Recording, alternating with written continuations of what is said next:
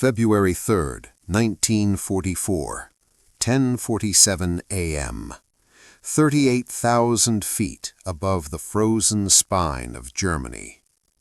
Oberleutnant Werner Schroeder tightened his grip on the control column of his Messerschmitt Bf 109 G6, squinting through the scratched canopy glass as frost crystals bloomed along its edges.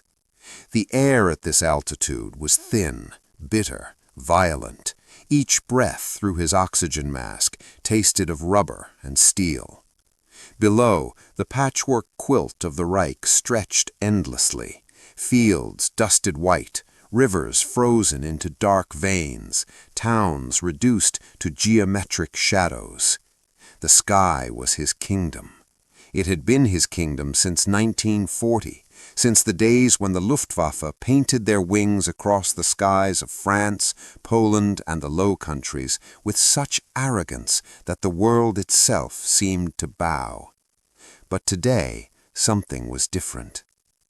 Schroeder had been vectored toward a formation of American B-17 flying fortresses, the lumbering four-engine bombers the Americans sent in waves, day after day, bleeding across German skies like wounded birds. Usually they came alone, unescorted, or escorted only part way by Republic P-47 Thunderbolts that would peel away at the German border, their fuel tanks empty, leaving the bombers naked and exposed. The standing joke among Luftwaffe pilots was that the Americans delivered their crews to the slaughter themselves. Schroeder had claimed 11 bombers in the past 6 months. His aircraft bore 11 small white crosses beneath the cockpit. He expected to paint a 12th today. But as he climbed toward the contrail ceiling of the world, he saw them. Silver, sleek, fast. They moved like nothing he had ever seen. Not Spitfires, not Typhoons, not the brutish Thunderbolts. These were something else. They darted around the bomber formations with predatory elegance, their long noses painted in checkerboard patterns, their wings tipped with red. They didn't lumber, they didn't hesitate, they moved like wolves. Schroeder keyed his radio. "Command, this is Red Leader. What are those fighters? Over." Static crackled. Then a voice, tight with urgency. "Unknown type. Proceed with caution." He dove toward the bombers anyway. Discipline, duty, the fatherland. He never made it within firing range. One of the silver fighters, later he would learn it was called a P-51 Mustang, rolled inverted, dropped like a stone, and came at him head-on. Schroeder broke left, yanking the stick hard, vision graying at the edges as G-forces crushed him into his seat. The Mustang followed, not with the sluggish turning of a thunderbolt, but with liquid grace, as if the air itself bent to its will. Cannon fire ripped past his wing. He dove. The Mustang dove with him. He leveled out at 12,000 feet, lungs screaming, and realized with cold, creeping horror that he could not shake it. For 4 years, the Luftwaffe had owned the skies. Today, ownership changed hands. It had not always been this way. In 1940, when the Wehrmacht crushed France in 6 weeks and the world watched in stunned silence, Hermann Göring stood before his pilots and declared with absolute certainty, "The Luftwaffe is invincible." It was not an idle boast. The Messerschmitt Bf 109 was the finest fighter in the world, faster, more maneuverable, more lethal than anything the Allies could field. German pilots were battle-hardened, disciplined, trained in the brutal crucible of the Spanish Civil War. They had swept the skies over Poland, over Denmark, over the Netherlands. When the Battle of Britain began, Göring promised he would reduce the Royal Air Force to rubble within weeks. He failed, but only narrowly. The Spitfire proved a worthy adversary, and the RAF's dogged resistance bled the Luftwaffe white. Still, by 1942, when the Americans began their daylight bombing campaign over occupied Europe, the Luftwaffe remained confident. The Americans, after all, were amateurs. Their doctrine was flawed.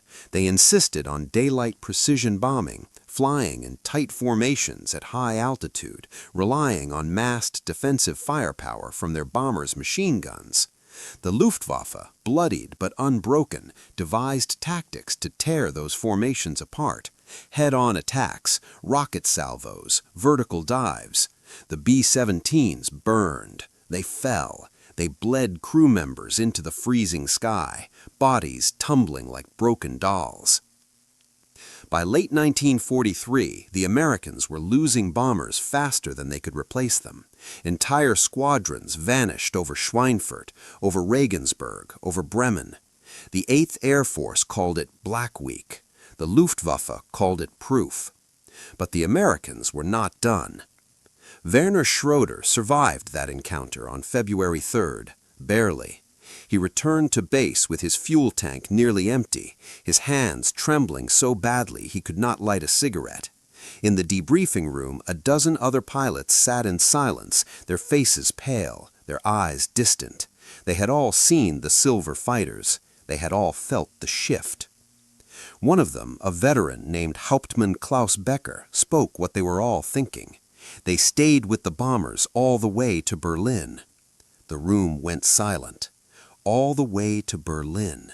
That was the nightmare. For years, the Luftwaffe's greatest advantage had been range. Allied fighters could not escort bombers deep into Germany. The Spitfire's range was too short. The P-47 Thunderbolt could reach the border, but no farther.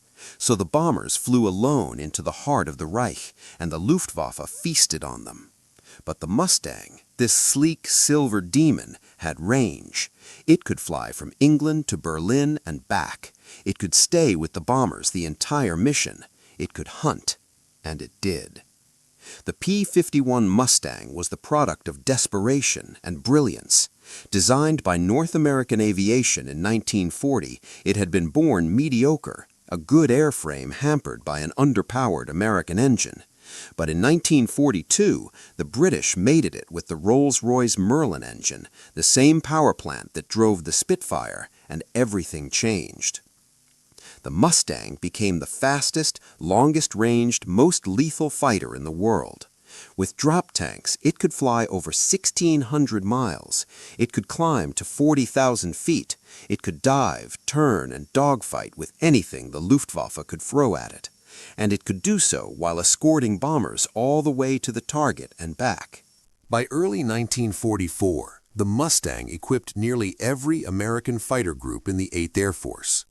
They painted their noses in bright colors, red, yellow, checkerboard, so the bomber crews would know they were protected. The Germans called them Cadillac fighters because they seemed too good, too luxurious, too American. They symbolized something the Luftwaffe had not anticipated: industrial might married to engineering elegance. America could build thousands of them. Germany could not. Schroeder flew again on March 6, 1944. This time, the target was a formation of B-24 Liberators over Brunswick. This time, there were more Mustangs, dozens of them. They swarmed the Luftwaffe interceptors before they could even reach the bombers. Schroeder watched his wingman, a young pilot named Lieutenant Hans Müller, explode in midair, his Bf-109 disintegrating in a ball of orange flame. He watched another Messerschmitt spin out of control, its pilot slumped forward, dead or unconscious. He watched a Focke-Wulf 190, one of Germany's newest and deadliest fighters, pursued by 3 Mustangs, unable to shake any of them, until it simply dove into the earth. He landed with no ammunition left and no kills. His hands shook again. This time he could not stop them. That night, in the officers' mess, no one spoke of victory. They spoke of numbers, of ratios, of losses. The Luftwaffe was bleeding pilots faster than it could train them. Fuel was scarce. Replacement aircraft were late or never arrived. The Mustangs, meanwhile, multiplied. They flew every day. They hunted. They learned. They killed. Becker, the veteran, sat across from Schroeder and said quietly, "We claimed the sky was ours. We believed it, but we never imagined they would make something like that." Schroeder stared into his drink, a thin, bitter ersatz coffee that tasted of acorns and ashes. "They didn't just make one," he said. "They made thousands." There was a recurring sound Schroeder came to associate with the Mustangs. Not the roar of their engines, though that was distinctive enough, a deep thrumming growl that seemed to resonate in the chest. No, it was the sound they made when they dove, a high, keening whistle, like wind through a crevice, growing louder and louder until it became a scream. It was the sound of inevitability. He heard it on April 8, 1944, over Magdeburg. He was diving on a straggling B-17 when a Mustang dropped from above, its dive angle impossibly steep, its guns already firing. Schroeder broke hard, jettisoned his drop tank, and dove again, pushing his Messerschmitt past its red line. The whistle followed, the cannon fire followed, his aircraft shuddered, smoke poured from the cowling. He pulled the stick back, leveled out, and realized the engine was dying. He nursed it back to base, landed on a foam-covered runway, and climbed out to find his tail section riddled with holes. The ground crew chief, a grizzled sergeant named Otto, shook his head. "You're lucky, Herr Oberleutnant." Schroeder looked at the wreckage of his aircraft and said nothing. Luck was running out. By summer 1944, the Luftwaffe's day fighter force was shattered. The Mustangs ranged freely over Germany, escorting bombers to Berlin, Munich, Vienna, anywhere the Americans chose to strike. German pilots flew on average 12 missions before being killed or wounded. Many never made it past 5. The veterans, men like Schroeder and Becker, became ghosts, haunted by the silver shapes that filled their nightmares.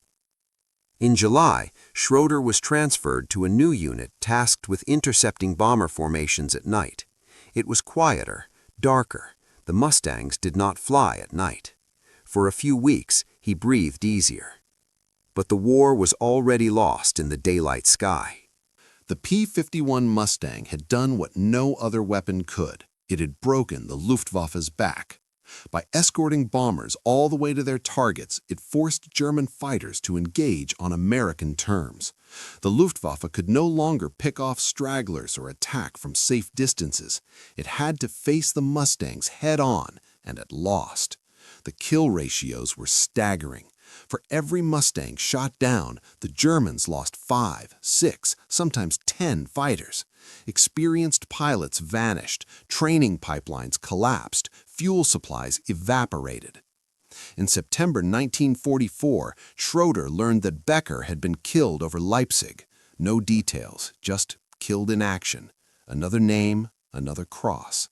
The irony was not lost on Schroeder.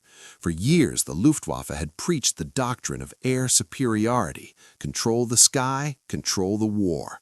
They had lived by it. They had built their strategy around it, and they had been proven right. But they had been proven right by their enemy. The Mustang was not just a fighter. It was a symbol. It represented everything the Third Reich had underestimated about America: its capacity for innovation, its industrial scale, its refusal to accept defeat. The Americans had taken a mediocre design, fixed it, perfected it, and mass-produced it. They had turned air superiority from a German doctrine into an American fact. Schroeder thought about this often in the final months of the war, as the skies over Germany filled with Allied aircraft and the Luftwaffe withered into irrelevance. He thought about the silver shapes that had ended his invincibility, that had turned him from a hunter into prey. He thought about the sound of their dives, the whistle that became a scream. He survived the war. Many did not. When it ended, he returned to a shattered country, to cities reduced to rubble, to a people who had believed in their own supremacy until the world taught them otherwise. He never flew again. There is a photograph from late 1944, taken at an American air base in England. It shows a P-51 Mustang, gleaming silver in the pale autumn light, its nose painted with a checkerboard pattern. The pilot stands beside it, young, grinning, his leather jacket unzipped. Behind him, a ground crew is loading ammunition into the wing guns. In the background, a formation of B-17s is taxiing for takeoff, engines roaring. The image captures something essential, not just a weapon, but an idea. The idea that freedom, messy, expensive, industrial freedom, could outbuild, outthink, and outfight tyranny. The Mustang was not invincible. It was simply enough. Enough speed, enough range, enough firepower, and enough of them to change the outcome of the war. The Luftwaffe had claimed total air superiority. They believed it with the fervor of true believers. But belief, no matter how deeply held, cannot outrun reality. And reality, in the winter of 1944, wore silver wings and carried the weight of a democracy that refused to quit. The sky turned, the war turned, history turned, and the whistle of the Mustang's dive became the sound of the future arriving, whether Germany was ready or not.